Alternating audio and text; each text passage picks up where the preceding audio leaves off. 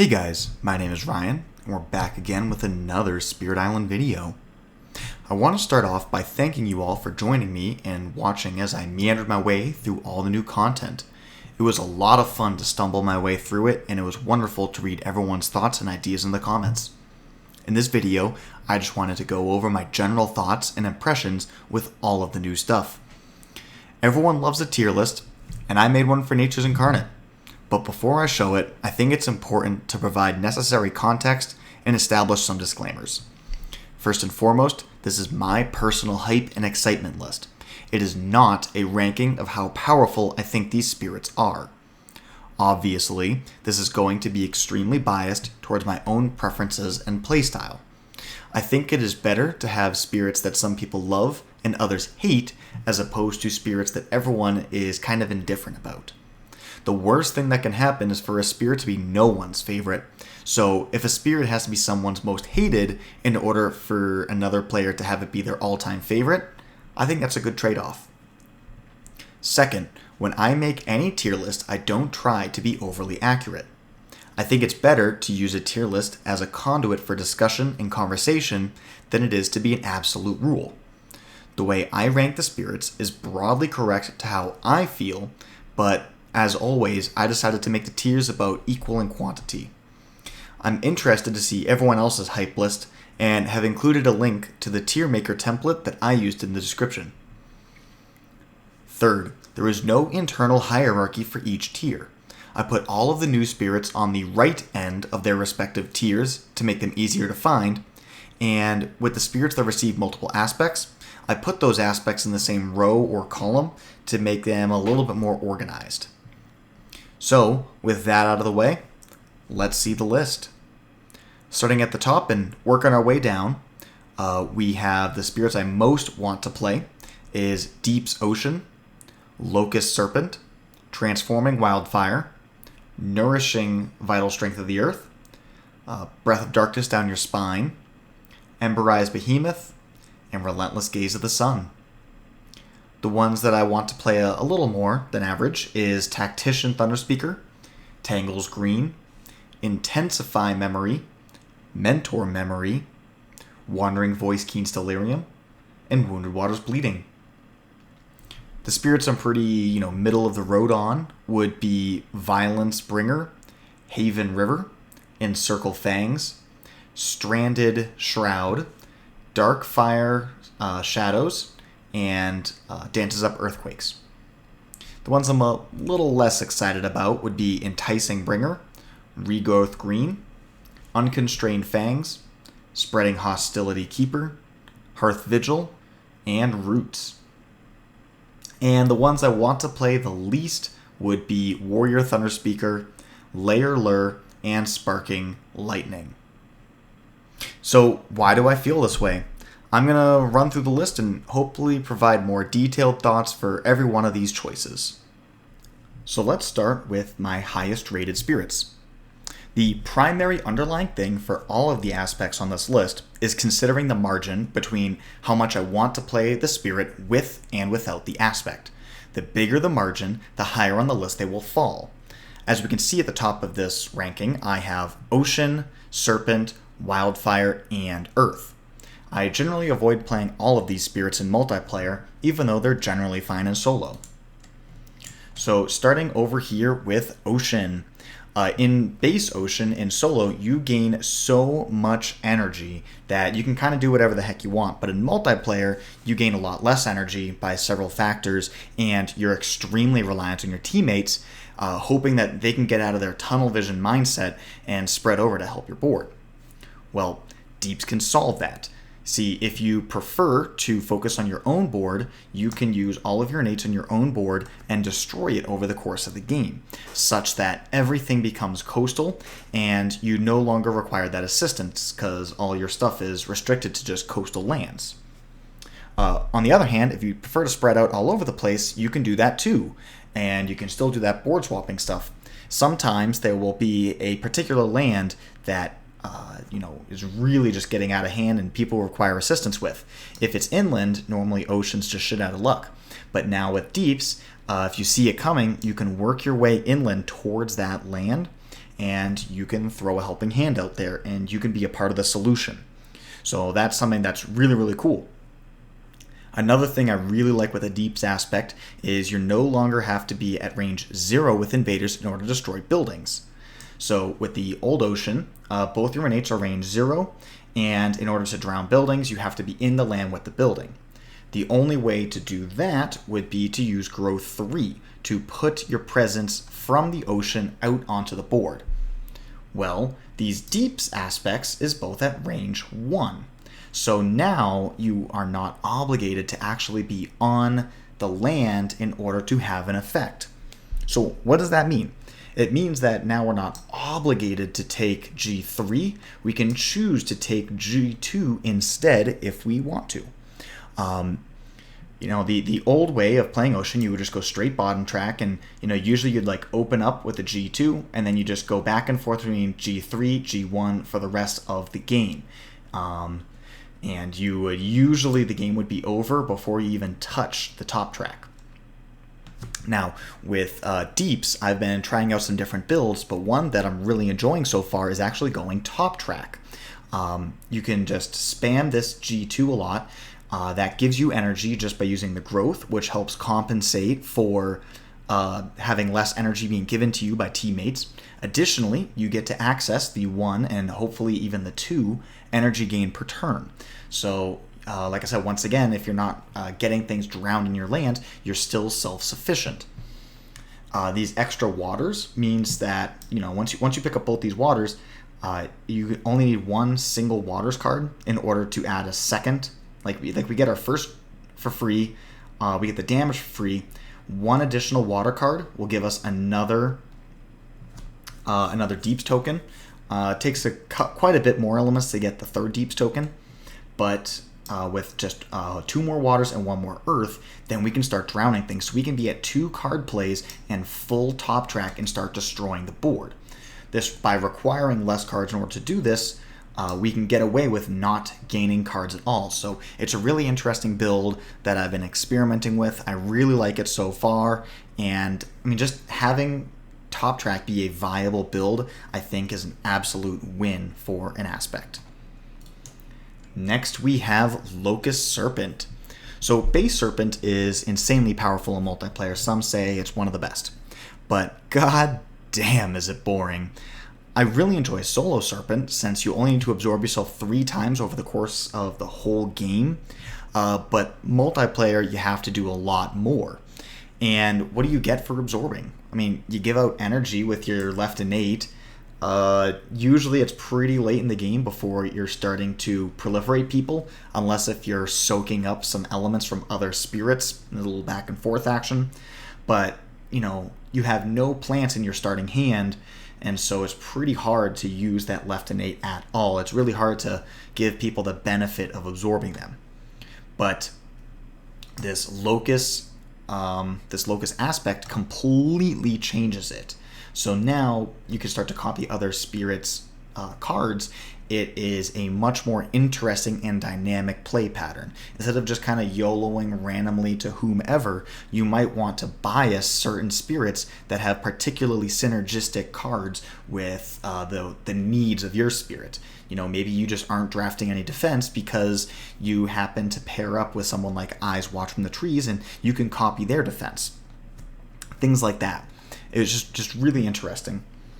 But as I just mentioned with Ocean, Serpent starts now with the fire already proliferated, so you're still going to be awakening right about the same time, but because we get extra card plays in the form of repeats, we know it is less necessary for us to go for the 2 card plays here. You could actually just go straight across this top track, and you can play absorb every single turn for the first couple turns, and each absorb becomes more card plays. So by the time you actually get to 2 card plays, you've already absorbed 3 times, and you're functionally playing 4 cards a turn. Fascinating, truly exciting, and I feel like I need to play this guy a lot more in order to really find the spirits that work great with him. I mentioned Eyes Watch from the Trees, but now that I think about it, he doesn't have any cards that provide defense. It's like his innate and a spirit targeting power as opposed to a land targeting power. But surely there's going to be better ones that we can combo with Serpent, and I don't know, I'm just very excited to try it all out, both the traditional bottom track build and with that top track build, pure copy, pure repeats. So the next one that we have here is Transforming Wildfire. So I love playing Wildfire. It really is one of my all-time favorite spirits, but the reality is it is also one of the most selfish spirits in the game. Your only support card is best used on yourself, and you just consume a lot of team resources. You have to think about Blight as a resource for the team, and that's one that Wildfire hogs. Sometimes other spirits might want to take a Blight in order to scale a little bit better, but Wildfire puts a lot of pressure on those play patterns. In addition, the entire time that Wildfire is playing, you're really balancing on a knife's edge, and your entire position could just explode if any little thing goes wrong. So, oftentimes, Wildfire has to consume all kinds of support powers just to make sure that, you just don't lose the game for the team. And then maybe you do get ahead, and you decide that you want to go out and help someone else. Well, we destroy other spirits' presence. So, you jump in to try and help out a teammate, and then you kill them. And, that just feels kind of like a bully, not a great team player. And so I like playing Wildfire in solo, but I generally don't play him in multiplayer for that reason. But transforming changes all of that. We make personal sacrifices, and in the form of not being able to destroy buildings, but instead we downgrade them. And we get 3 different forms of support for the team. It completely changes the identity of the spirit. I've really been on a big kick about being pro teamwork recently, and so Wildfire came out just at the right time for me. Because this is really something I've been thinking about a lot recently, and this hits the nail right on the head. Being able to give out elements, power cards, remove Blight, remove Explorers, add tokens. This thing does everything. So it's super exciting. In addition, I'm kind of playing around with it, and typically I would go for like a 0 energy 3 card plays opening, but now I've been trying out by going into 1-2 before flexing from there, because with a 1-2 you can hit everything on your right innate, and you can always choose to gain a plant element to get that triple plant over here. Still playing with it, but just the fact that that is a possibility is really exciting to me. On turn 3, being able to play 2 fire plant cards, give yourself the 3rd plant, just do shitloads of damage right out the gate. It's really, really fun, really different, and, I've just been having an absolute blast. The only problem with transforming is now everyone likes him a lot more, and so it's harder to actually play him because someone else just steals it first. Which, is a great problem to have. Next, we have Nourishing Vital Strength of the Earth. I think that this aspect might be the most successful of any aspect in the game in terms of improving a spirit over its base version. Base Vital Strength of the Earth had so many problems. I don't want to get too in depth with it, but one of the big things is you couldn't do anything proactive, right? You couldn't actually go out and win. You just had to kick the can down the road forever until you finally accidentally won, despite everything that you're trying to do. Your only proactive cards you have in your starting hand is Draw the Fruitful Earth and Rituals of Destruction. So it takes 4 energy, and then unless if you're targeting a land that already has Dahan, you have to use your Gift of Strength repeat on yourself. So you're spending 2 cards and an innate, 3 actions your entire turn, and your payoff is 5 damage and 2 fear. That is awful. The other 2 cards in the special rule are all just extremely passive and don't really progress the game forward. So you have to draft into a win condition. But Vital Strength sucks at gaining cards, so it's just a mess. Nourishing seems a little bit small, but every single thing that it does solves these problems. So first, it replaces your most passive card with a 1-cost, much more aggressive card in the form of Voracious Growth. You can still do this draw rituals play here on turn 2, and you can play Voracious Growth on turn 1, right? You could do, previously you could do gain a card and play it and then do your +2 energy here and then play these 2 cards. Now you're not obligated into that play pattern. You can still do it, but it's no longer a requirement, right? You have a little bit more flexibility, since Voracious Growth is the exact kind of card that you'd be hoping to gain on turn 1 anyways. Just a card that does something, right? Like there's a 50% chance of you starting off in a jungles or wetlands. And, the most common setup at the start of the game is Explorer Town. So there's a 50% chance of Voracious Growth just like swinging you into a great opening position by solving half the opening Explorer. But of course, it also has the elements that you need for this Nourishing. So Nourishing, because of that bottom tier that creates a 3rd Dahan in a land that already has 2, that gives us the threshold for this Rituals to get our full damage, our full value. So now we could play Rituals plus Voracious, which would give us our full Nourishing innate, and that means that now we have 2 offensive damage dealing cards on turn 2. So that's really exciting. So, that's like you could do like turn 1 Voracious, turn 2 these 2, or you could do it backwards, right? Turn 1 Draw, turn 2 these 2. Just having a variety of openings available to us that are actually proactive, I think is fantastic, and it's really, really important. Now, those 2 things by itself would push Nourishing much closer to the top of my list. But Nourishing does one more thing on top of all of that. We get Flourish with Nature's Strength. Whenever you gain a major, also gain a minor. Since it's fairly challenging for Earth to gain cards, we really can never afford to miss. This power seems fairly tacked on, and it's not the smoothest of design, but it's really the best that we can expect to get, considering the restrictions that exist with making an aspect.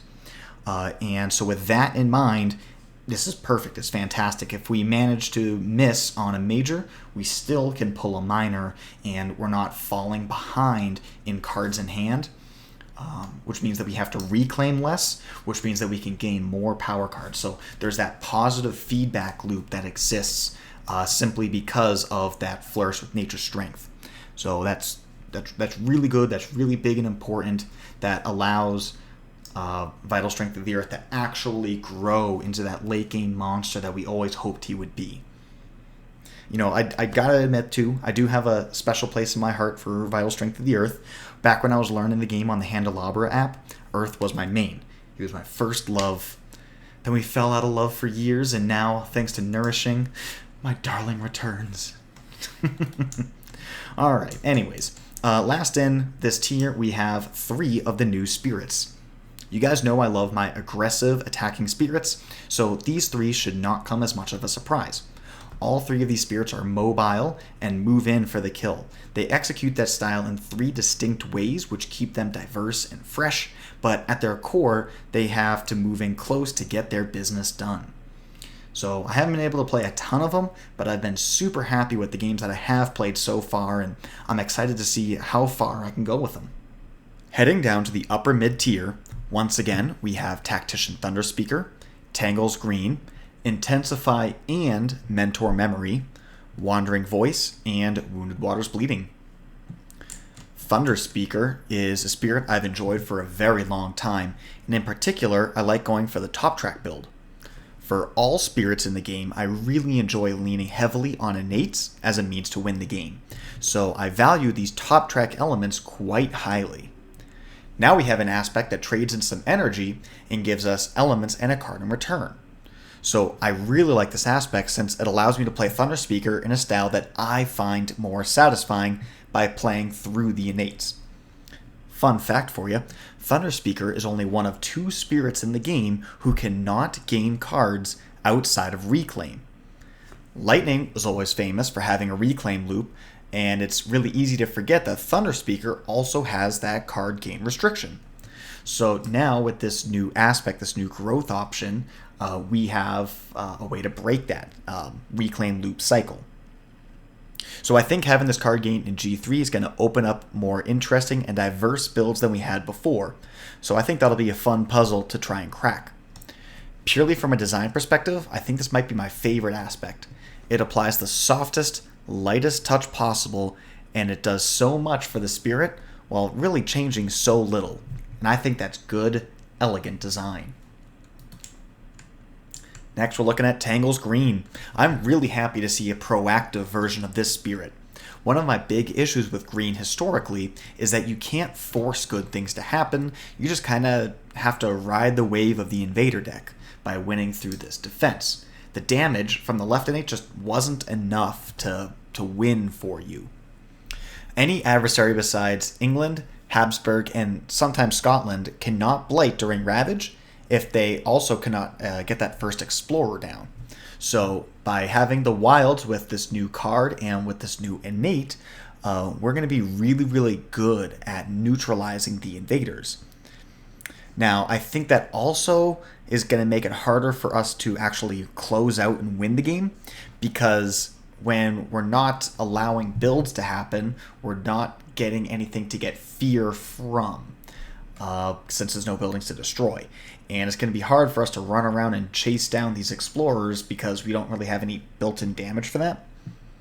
So it could actually be harder to win the game solo because nothing winds up on the board at all. It could be a struggle to get to Terror level 2.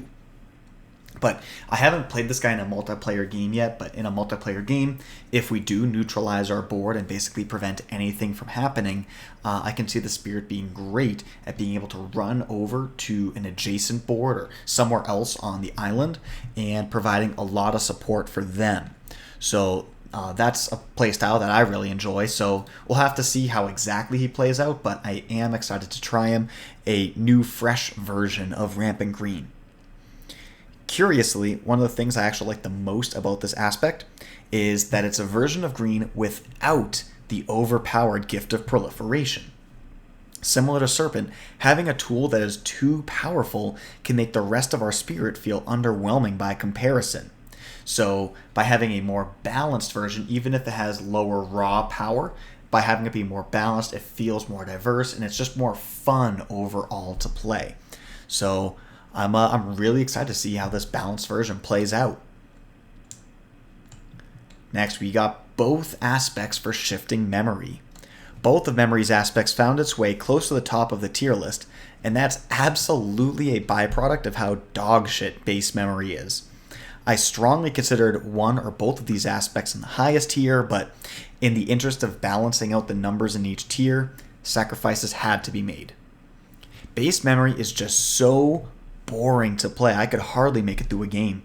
I mean, both of your innates suck. The left innate is just defend 3. The margin between defend 2 and defend 3 is basically negligible, one single element.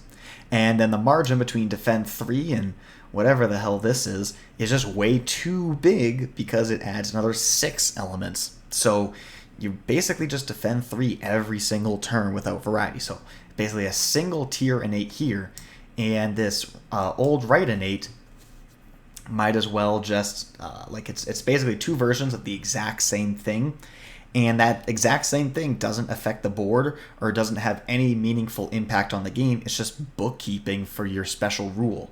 So it's whatever. It doesn't even matter.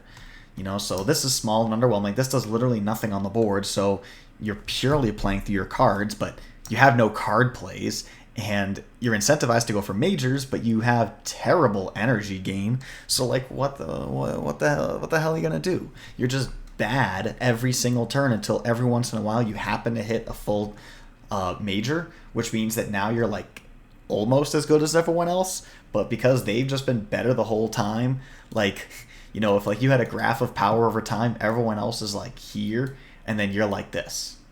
Ooh.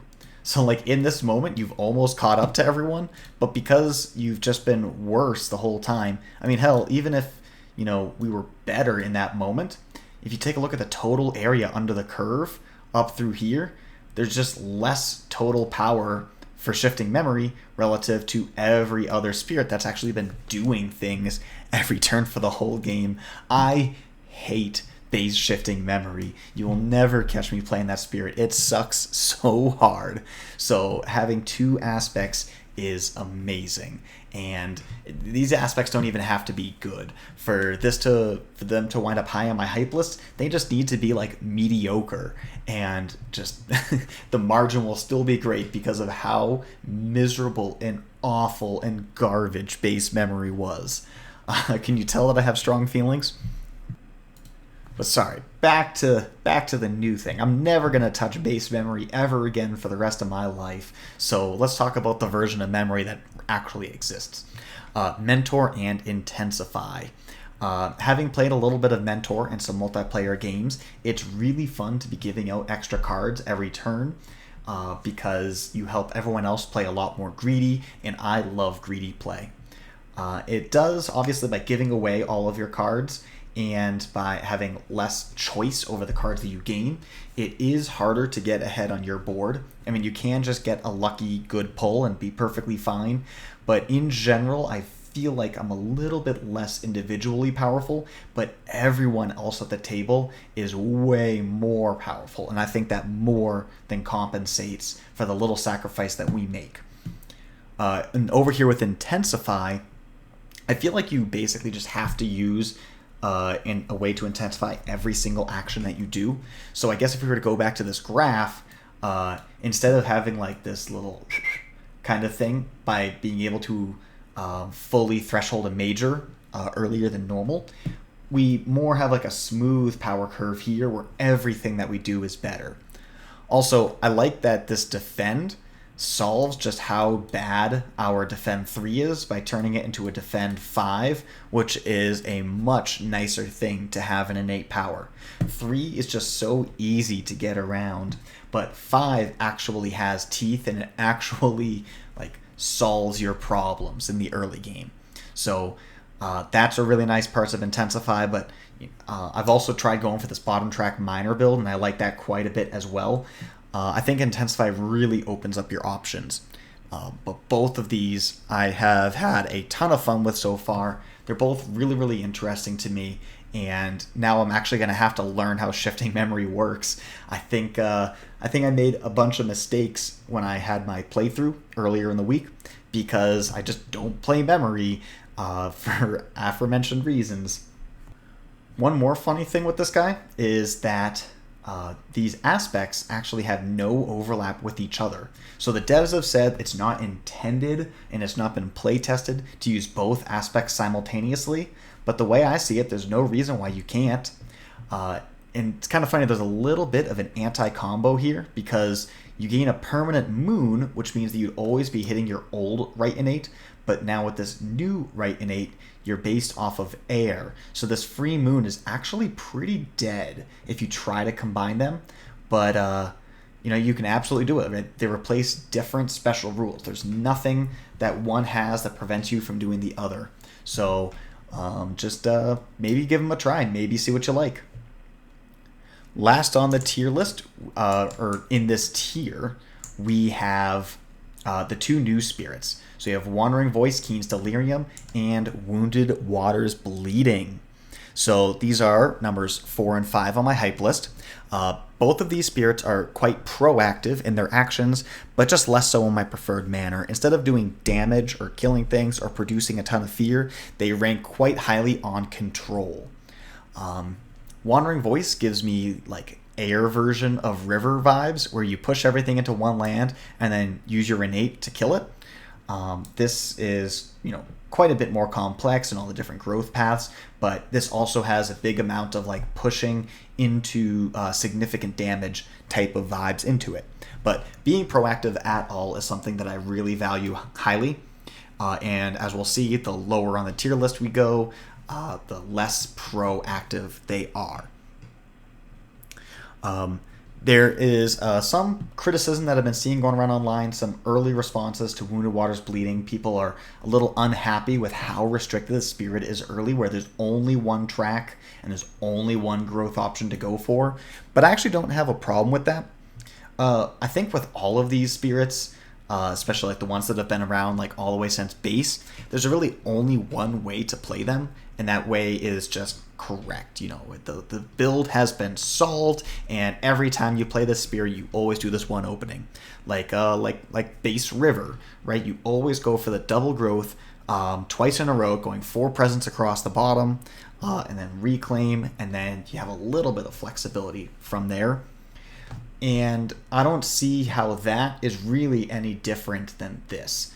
With, base river, you never take row 3, and you never go top track. And here, we also have only one track and only one growth option. It's kind of the same to me. We just don't have the illusion of choice. And I think that sometimes having the false belief that we have a choice is comforting. Even though our reality is no different, just being able to imagine that we could have control of the situation makes us feel better. This is also kind of like Serpent, where we start off like very restricted, low card plays, low energy, and then we hit this awaken moment and we become quite strong very quickly. And that's something that people really like about Serpent, is like you feel like you struggled and you survived the early game, and then you just get to wake up and obliterate everything. Wounded Waters has that similar kind of thing going, where you scrimp and you save and you struggle and you survive the early game, and then bam, you're just crushing shit. So I think Wounded Waters is perfectly fine.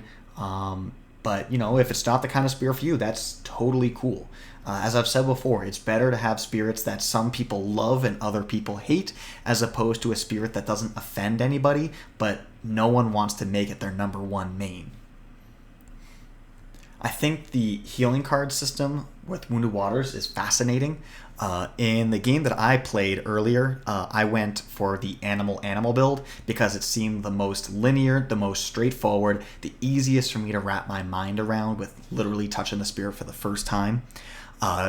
But I definitely want to play this guy more and force some water builds some more, just to see how it plays out differently and see if there's cross builds that can work really well. I've read online that going for the water special rule and the animal innate is an incredibly strong combination. I haven't tried it myself, but maybe we'll have a lot of videos with this guy. We'll have to see how it goes and how I feel about it. But anyways, both of these spirits are very innovative, very fun, and that's why I put them high on my list. Now we're at the mid-tier spirits. These are Violence Bringer, Haven River, Encircle Fangs, Stranded Shroud, Darkfire Shadows, and Dances Up Earthquakes. So let's start with Violence Bringer.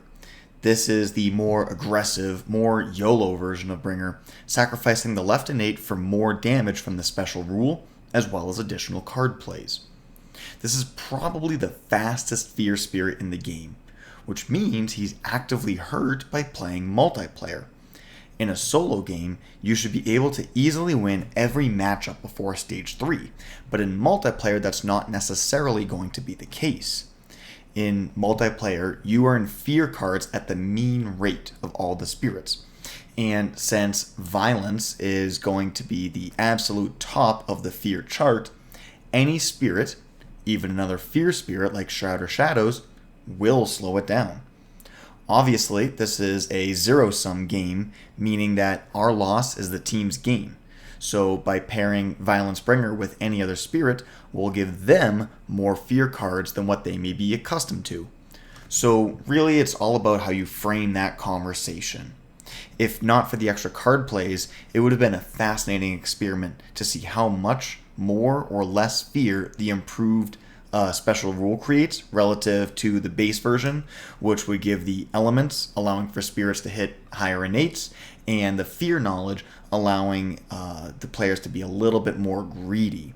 But regardless, even if this spirit is less powerful from that loss of utility, you know it's going to be a ton of fun just blitzing through that whole fear deck. Next is Haven River. So finally we found a way to get rid of that damn Reclaim Loop river build, and all we had to do was completely eliminate that degenerate innate.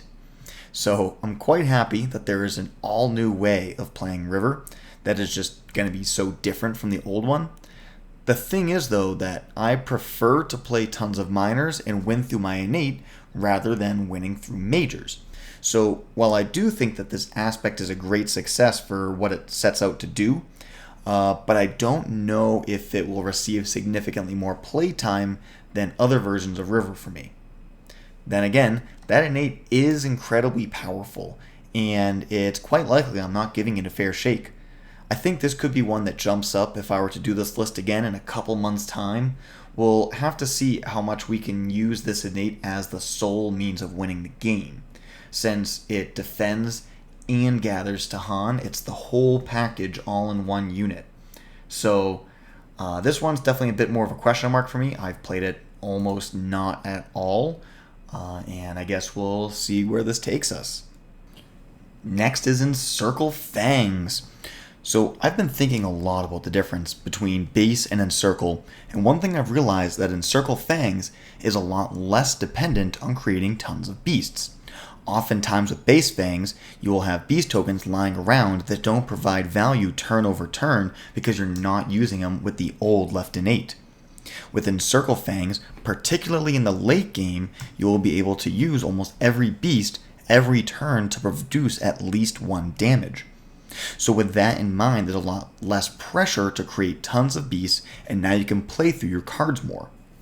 I'm particularly happy now that there is a greater diversity of builds. Base Fangs really had only one opening, where you would always grow top track, and then you would play both of your plant animal cards, 2 Near the Jungle and Teeth Gleam, and you would just do that and kill whatever you can on turn 1 and try and gain tempo from there.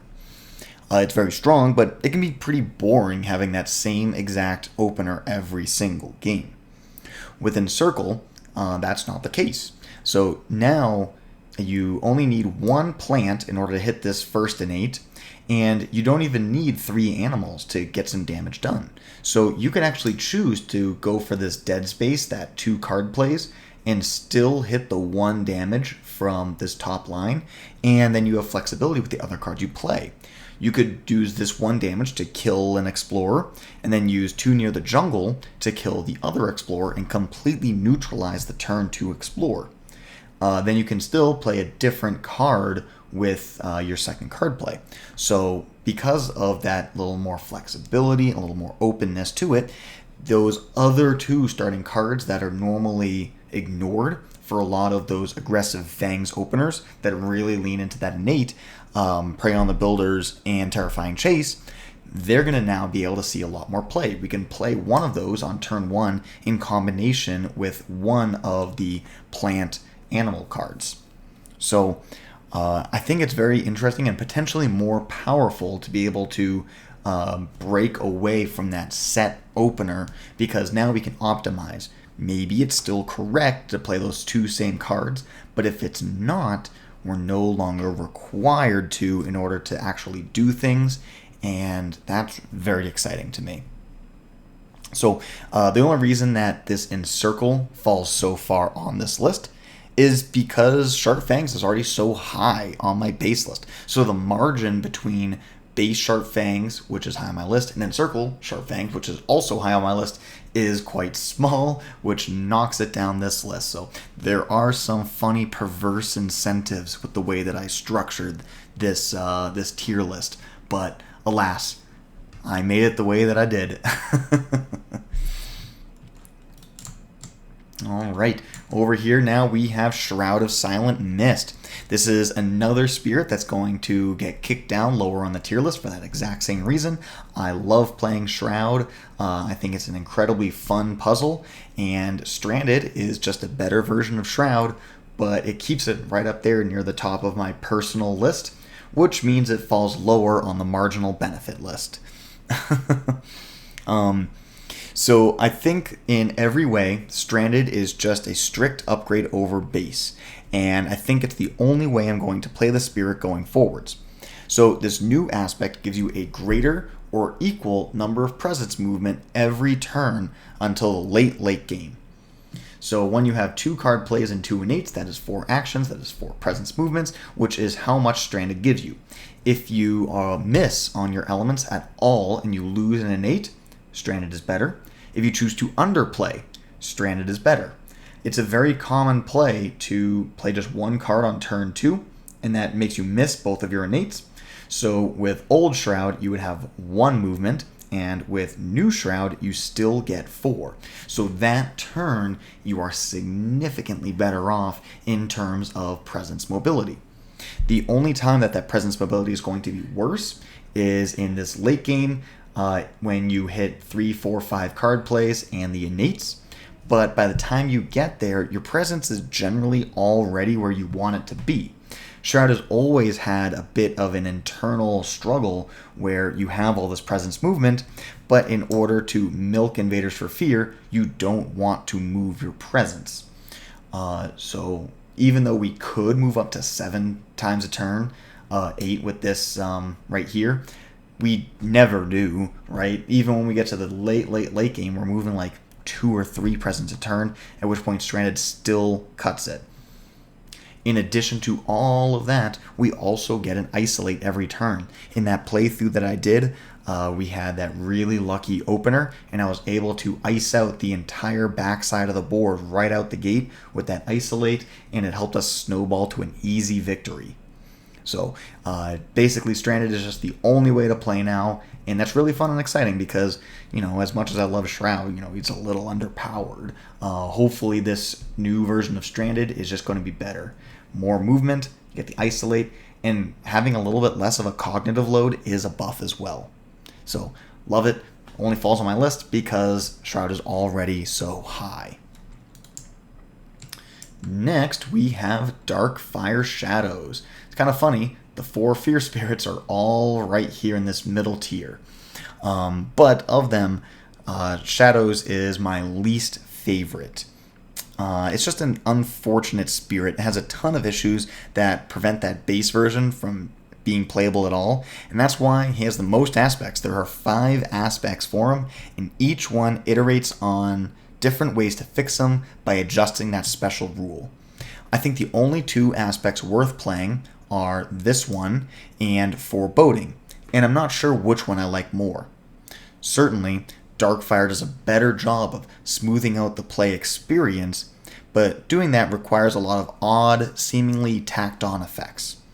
Foreboding feels like a more natural, smooth design, which also leaves the door open for cool combo potential, since it triggers off of any fear, not just your fear. I've played quite a bit of Shadows over the years, and maybe I'm just exhausted over it, so I'm not giving Darkfire a proper chance to shine, but I think for me, at least at this moment, I'm just not interested. I've tried to put my nose to the grindstone for a while. I've played him at least 50 times in all of his different forms, and I think maybe I'm just a little burnt out. As I've already said a bunch of times in this video, I value cool innate powers highly, and I think that's also a part of it, is that Shadows innate just doesn't cut it for me and my bougie taste.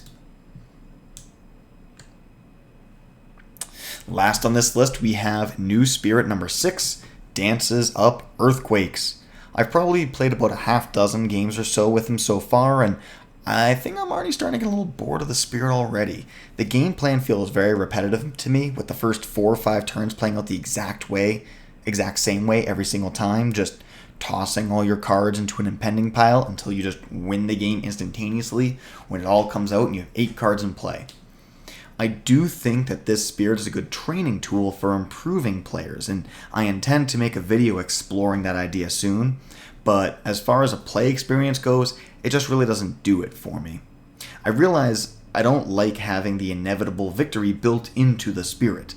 I actually enjoy the struggle. I think that's what makes this game exciting. I want to feel like my decisions have meaning and impact, and if I make the wrong choice, I could lose. So Dewey might be a little bit too strong. Moving on down to the lower mid-tier, we have Enticing Bringer, Regrowth Green, Unconstrained Fangs, Spreading Hostility Keeper, Hearth Vigil, and Towering Roots of the Jungle. So, Enticing Bringer and Regrowth Green are in a similar boat for me. Both aspects chip away at the offensive capabilities of the spirit and replace it with more defensive ones. Both of these aspects are quite powerful, and due to the infinite scaling nature of their abilities, they're probably more powerful at higher difficulties. That being said, it's just not my playstyle. As I've been saying, I like to be more proactive instead of reactive. I would rather destroy a town instead of just defend 2. Or I'd rather have a defend 2 with the Han instead of just skipping the Ravage altogether. I'm happy that there are tools for defensive-minded players in the set, but it's just not me. Next is Unconstrained Fangs. Base Fangs is one of my all-time favorite spirits, and it's one that I'm very comfortable with. Unconstrained Fangs is an accessibility aspect, helping players get over some of the restrictive and challenging parts of the spirit, eliminating the need to sacrifice presence to add more beasts, and the blight restrictions with that left innate. In return for those benefits, this version loses some of that explosive power. I'm not in the target audience for this accessibility spirit, so I'm not going to be happy losing that power in return for things that I don't necessarily care about. There are some specific situations where Unconstrained will probably be the best version of Fangs. Specifically, when you want to jump over to another board, you can dump 3 or 4 beasts onto another land through this new special rule and immediately get to work. But when you're weaker on your starting board and you're less explosive and you have less control, it's harder to justify jumping over and helping someone else out. So, I don't know, that could be more of like a win more situation, which helps you snowball an advantage, but will not win the game for you on its own. So, not so sure how much I'm going to enjoy Unconstrained. But next we have Keeper of the Forbidden Wilds, spreading hostility, and oof, it is so close to being an awesome aspect. I have to try going top track a little bit more and focusing on card plays a little bit less, but so far I really hate these energy restrictions. I get that there's some intended compensation for not having to pay 3 energy for that extra growth anymore, but having that reduced presence growth also does the same thing. Keeper doesn't have any major energy steroids in its growth options, just an energy on reclaim and an energy when it adds presence. So there's little that can be done to compensate for this half energy gain through the aspect. So with the half energy growth, our top track functionally looks like this. 3, that's a 4, it's also a 4, and then a 5. So yeah, we have the 1 extra energy every time we add a presence, and you could functionally add 1 to each of these numbers, but even still, that's not very good. It takes a lot of work just to get to like a normal amount of energy gain for another spirit. And so there's so many negative effects that come with this, it actually really bothers me. As we can see on this chart on the screen, Keeper has one of the most expensive unique starting hands in the game. Vital Strength of the Earth and Dances Up Earthquakes have a total starting cost of 10 energy, and then Volcano Looming High and Keeper of the Forbidden Wilds have a starting hand that costs 7 energy. Volcano and Dewey can naturally absorb these high costs due to their various mechanics, and Vital Strength of the Earth has a new aspect that reduces the price of a starting hand. But this Keeper aspect makes it actively harder for us to play our cards. In fact, Towering Wrath might not even be a card at all. We have less presence on the board, so we get less sacred sites and less damage, and it costs so much energy, it just doesn't make sense to ever try and play it. In addition, we already get access to the free fire through this new growth, so that one unique part that is no longer relevant to us. So now we're basically have 3 cards in our starting hand, and we saw how that worked for Sunshine. So because our hand is so expensive, we have to invest time growing across the top track just to be able to afford to play it. And if we were to grow, let's say 3 times across the top track and once across the bottom track, we're looking at turn 5 and we've got 3 energy and 2 card plays. At that point, we're actually slower and more behind the curve than Shadows. Shadows at least has cards that interact with the board in the early game, whereas Keeper has a really weak starting hand. High cost, not a very strong effect on the board. We're just falling so far behind. So there's 2 different directions we can go with this.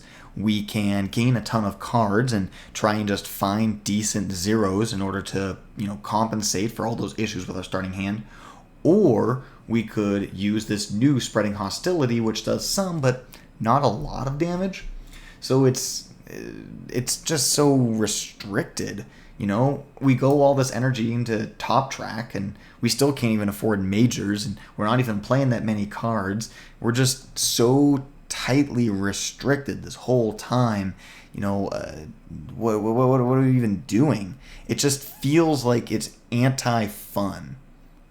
If I wanted to just gain a ton of cards and play them without any unique interest or flavor, there's any number of spirits I could play. If I wanted to play this cool new, growth option, I would hope that I'd actually be able to use it over the course of a game instead of feeling like I can never afford to do so. It's just so tight, so restricted. You can't go big over the top. You struggle to play lots of cards because they're all too damn expensive and you have no energy. It's just anti-fun. I just don't like it at all. I was really, really, really close to putting Spreading Hostility in the very bottom tier of my list, but I decided to keep it up here simply because I'm going to house rule out all these energy changes. When I play this aspect, I'm going to play it starting at 0 energy and gaining the printed amount on the panel. I've played a couple games like that so far, and it's actually been pretty pleasant. It just really bothers me that this unnecessary, pointless ankle weight was just strapped onto a spirit, and it does not make it more fun. It just makes me mad. But anyways, the last 2 spirits that we have is my 2 least favorite of the new set, and that is going to be Hearth Vigil and Towering Roots of the Jungle. They are my least favorite, but they are very powerful, and I'm sure they're going to have a large fan base for that reason. But it's just not my playstyle, and it doesn't scratch my itch. So I don't want to dog these things too much or really go after them, but simply say, they do a thing that is not intended for me and my playstyle, and that's okay. I do think that Hearth Vigil is an interesting design by taking the standard Dahan and Defend playstyle and flipping it on its head. Instead of having to put up a big enough defend number in order to overcome the defenders and then have the Dahan there to then fight back, you can try and play it more aggressively where you just don't defend at all and you try and give your Dahan first strike and you do it that way. And so I do see the push towards a more aggressive version of that same playstyle, but it feels close enough to that same playstyle that it just doesn't do it for me. And like I said, that's okay. Towering Roots is another one. It gives me similar vibes to Lure of the Deep Wilderness, right? Sucking everything in to that Incarnate and then flushing it out. But I don't know, this is, because it has a more defensive tilt to it, it's just not quite for me. And like I said, that's okay. I know there's some people that really love this spirit and that really enjoy it, but that very pro-defensive playstyle, just neutralizing the invaders, it's just not my cup of tea, and that's okay. I prefer to play spirits with more aggression, more chaos, more action, and, we've all got our styles. And like I said, if you love these spirits, play them all you want. I don't hate you for it. And now, without further ado, we go to my bottom 3 aspects of Nature Incarnate. I don't know if it's more fun to hear me sing praises for an aspect or to rip something to shreds, but here we go. I wasn't in any way, shape, or form involved in any part of the playtesting process, but these 3 aspects, along with Spreading Hostility's energy restriction, would definitely have been targeted by me for changes. The 3 aspects, of course, are Sparking Lightning, Layer Lure, and Warrior Thunderspeaker. Let's talk about Sparking Lightning first. The devs have been fairly open that they want to phase the destroy mechanic out of the game. In Wave 3, the only spirit to have a destroy mechanic at all is Wandering Voice. The inclusion of the new unique power, Smite the Land with Fulmination, is a clear push in that direction, away from destruction and towards damage. So to start things off, why the fuck would you get rid of Raging Storm and not Shatter Homesteads? This one does damage, and this has the destroy mechanic. We're trying to get rid of destroy, so get rid of it. Commit to getting rid of the thing that you believe is bad. This half measure by keeping Shatter Homesteads instead of Smite is so weak.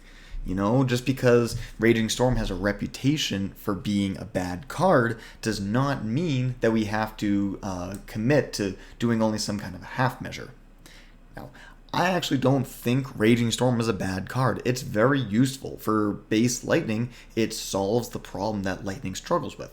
Lightning cannot deal with Explorers, and it has a solution, albeit an overcosted solution, but it does have a solution for that problem. So Raging Storm absolutely has use on base Lightning. It's just incredibly weak, and your goal is to never have to tap into it. But with everything else that Sparking does in the greater context of the Spirit, Raging Storm is actually a legitimately good card.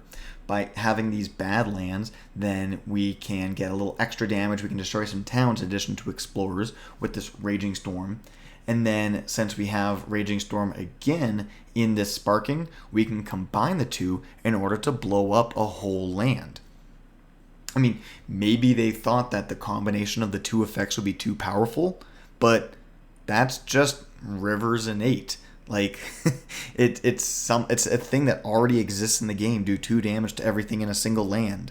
The difference is actually that this one's healthier. It's harder to achieve. It takes a lot more work. It's a lot more expensive, and you can't reclaim loop it as easily. So in a way, this is way more balanced than old River was. So I don't see why you wouldn't do that. Now, that is something that you can house rule. It's a very simple change.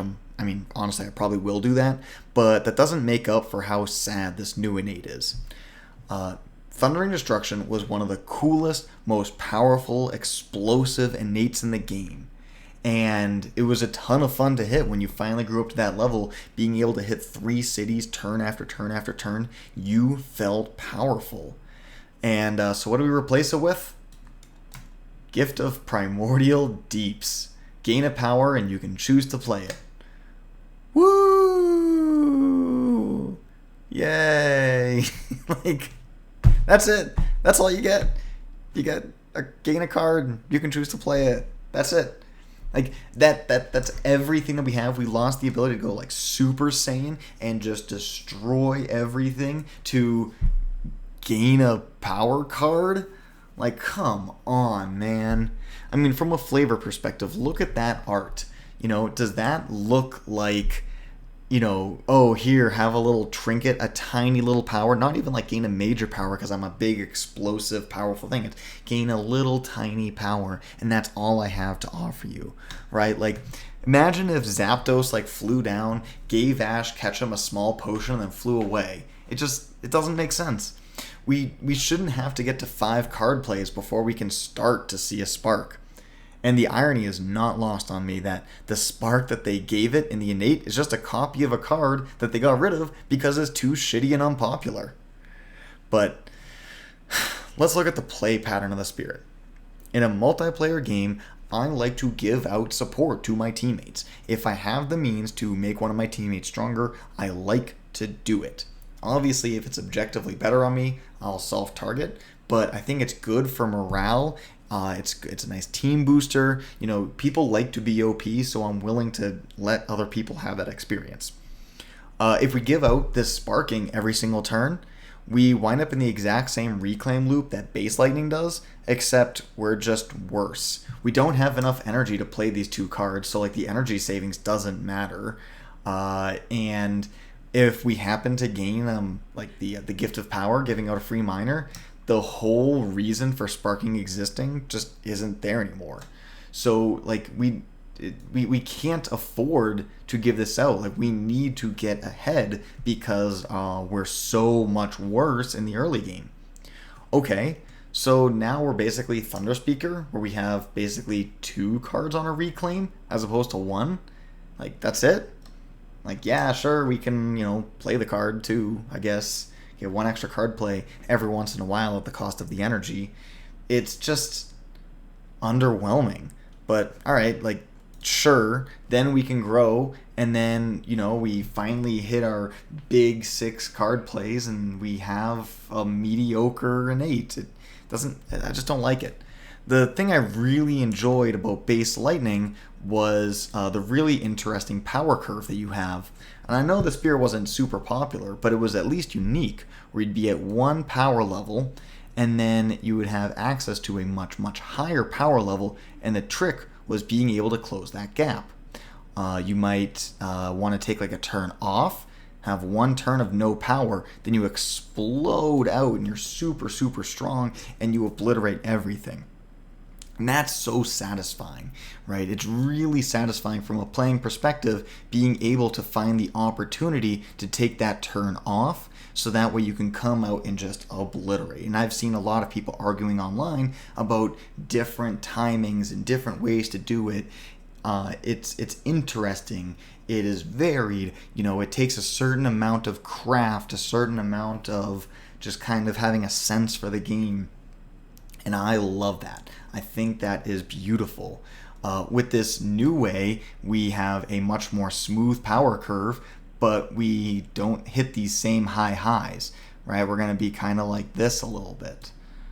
When we're playing minors, not majors, we have no major tier power available to us. We just have minors.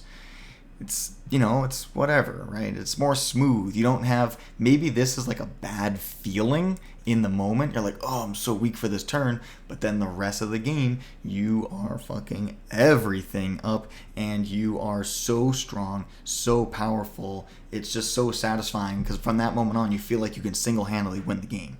The payoff is absolutely there. In a multiplayer game, your teammates will feel the payoff, and so they are willing to invest into you. For some other spirits, they might not be willing to invest into you because your high end is just not as high. Lightning Swift Strike is one of the strongest end games of any spirit in the game. Right, and that's why I love to play it so much. So now we have a lower risk, lower reward spirit who feels more generic and has the capacity for less raw power. I mean, why am I supposed to like it? Just shitting out piles of cards will lead to a win. Like, it will wind up with wins in the end, but at what point in the process does it actually feel special, unique, interesting, exciting, or different? It just doesn't do it for me. But anyways, let's talk about Lair Lure and Warrior Thunderspeaker. While there are some things that are unique to each that I've found disappointing, a lot of the criticism is common, so let's start there. Both of these spirits add an Incarnate and replace a unique power which destroyed buildings. These new unique powers can only target at the Incarnate. The Incarnate cannot empower, nor can it be brought back from being destroyed. So if your Incarnate does get destroyed, you cannot use your innate for the rest of the game. Additionally, both spirits' base versions had built-in symmetry with their original innates, which gets thrown away with these Incarnate versions. So let's take a little bit more of a closer look at Lair Lure. Between the two, this is the much better design, but for the aforementioned reasons, I'm pretty thoroughly underwhelmed. Thematically, it's a very cool concept. Basically, there's a big black hole in the middle of the island slowly sucking everything into itself, never to be seen again. But not being able to empower this is such a travesty. There's so many cool things you could do. I mean, I don't know, here's an untested idea, but what if it was something like, when you have 10 or more explorers in this land, empower this Incarnate. When empowered, all of your push and gather powers have +2 range. All pushes and gather powers must bring those pieces closer to your Incarnate. Right? That sounds cool, right? That black hole gets bigger and stronger and more powerful, but then it must come to yourself. You can't push things in what could be a more optimal way by going away from yourself, but the forever gravitational pull of that black hole seems very exciting to me. The whole point of Spirit Island is we're supposed to start weak and frail, being overrun by the invaders. Then we rise above and awaken as gods, destroying all the invaders who dare threaten our land. The point is, we grow, evolve, and become more powerful. Empowering the Incarnate is a very evocative mechanic to that end. From the original teaser in the Backer Kick campaign to the printed version, fear was taken away from the first level of its innate. Originally, every building created 1 fear when it was downgraded, and I think it would have been nice just to make it a flat 1 fear total using this innate, but that's nothing to cry over. But I did notice in my playthrough it took me significantly longer to win. What feels like a bigger oversight to me is throwing away the symmetry that existed before where each of the innates could be repeated. Maybe that's something that's gated behind an empowered Incarnate? I mean, just losing it altogether just feels bad. And it makes the right innate feel a bit less useful, since now it's going to be harder to replace those explorers. So we have to just play more mildly and timidly. Perhaps I'll warm up to Layer Lure, but I'll be forever sad for how much potential is left on the table. This could have been so much cooler, and instead we have the exact same spirit as base with some minor tweaks and a little glittery bow on top. But now to Warrior Thunderspeaker. This is a fucked up, sad state of affairs. Take a look at what was spoiled during the backer kit. It was a truly revolutionary idea. A spear starting with 0 energy and 0 card play as a turn? How is that even possible? I would assume that this aspect would also give a free fire and air. I mean, maybe it didn't. Maybe it did something else. Like, who knows? I mean, that doesn't exist anymore. And the longer we look at it, the more distraught we become just because of what could have been. But anyways, what do we have? We have an Incarnate that is just a presence and nothing else. And it doesn't empower. That's pretty bland. Just like the straight unflavored mayo of Incarnate. We lose Manifestation of Power and Glory, our big, epic, unique power which could hit for 16 damage, and replace it with Call to Bloodshed, which will only ever hit for 2, 4 damage. So do we get to close that double-digit damage gap? Of course not. The spirit sucks. We get 1 damage every time we move the Incarnate. That will happen at most twice a turn, usually less than that. Hey, remember when this aspect used to trigger it every turn for free? Oh, sorry. I said we were moving on. But hey, we have damage from our innate. Let's take a look at it. Base Thunderspeaker could destroy a town for every 2 Dahan, and a city for every 3 Dahan. What usually happens is that we hit that town's threshold and destroy cities by other means. Killing a town with 2 Dahan is basically the same as 1 damage per Dahan. If we manage to hit the city threshold and use it, then it's like 2 damage per Dahan. With this new innate, we have a clean 1 damage per Dahan, but it takes double the elements to trigger. Instead of having 3 total elements in order to hit the towns and do basically 1 damage each, we now have to do 3 and 3, so 6 total elements just to get the same effect. We can no longer invest more elements to get more damage either, right? If we were to get 1 single more sun in this old version, we would basically get double the damage, but here we don't. We're tapped out, we're done. We can't get anything else. Instead, as compensation, we get 1 fear and 1 damage. Woo! Yay! Oh yeah, did I mention that this can only be done at the Incarnate? So we get less damage at higher cost with targeting restrictions. What is there to like about this? It's awful. The targeting restrictions is especially sad too because there's built-in anti-synergy. The Incarnate wants to rapidly run around picking off explorers all over the island and preventing the invaders from building, but it also has to be in the main pack doing big damage. If you manage to clear your board, you can't help out another board because you have to drag your Incarnate all the way across the whole island doing nothing of value every step along the way, but then again, that shouldn't be an issue because we don't do damage anyways. We're never going to win our own board. Similar to Layer Lure, this does have some issues like having no empower and not being able to be brought back from being destroyed. As I've said, this dude is so underpowered that any kind of bonus from empowering the Incarnate is desperately needed. In addition, this new innate breaks up a symmetry which existed in the original spirit. We can no longer use our right innate fast instead of slow with sufficient air elements. It's just a straight nerf in power, but it also feels wrong. That slow to fast was a big part of the identity of base Thunderspeaker for me, and I simply can't fathom why it would go away. I will likely never touch Warrior again, It's the worst part of Nature Incarnate by a ridiculous margin, and it simply cannot be saved by house rules. Some ideas, though, that I feel like could make it better is if the Incarnate also counted as Dahan, then Empowered and counted as 2 Dahan. Bring back the free Dahan push from that Spirit phase in the teased version. Make the new Right Innate no longer target restricted, but instead have it do bonus damage when the Incarnate is in the target land. Make it Empower after having killed so many buildings like a bounty hunter. Just do something to make it different. In its current form, it's the exact same thing as Base Thunderspeaker, except shittier in every way possible. Hands down, it's the worst release of the set. We would have been better off had it never been printed. My only hope is that in the next set they can swallow their pride and try again. Thunderspeaker deserves a much better aspect than this. With that being said, that's the whole list. Once again, I have on screen my full tier list. I'll include a link in the description so you can make your own list. I know I ended on a sour note, but I want to say I am genuinely very happy with an overwhelming majority of this set. These, of course, are my opinions, and I know many of you will think differently than me. So let me know, what's been your favorite so far and what's let you down? Until next time, have a great day.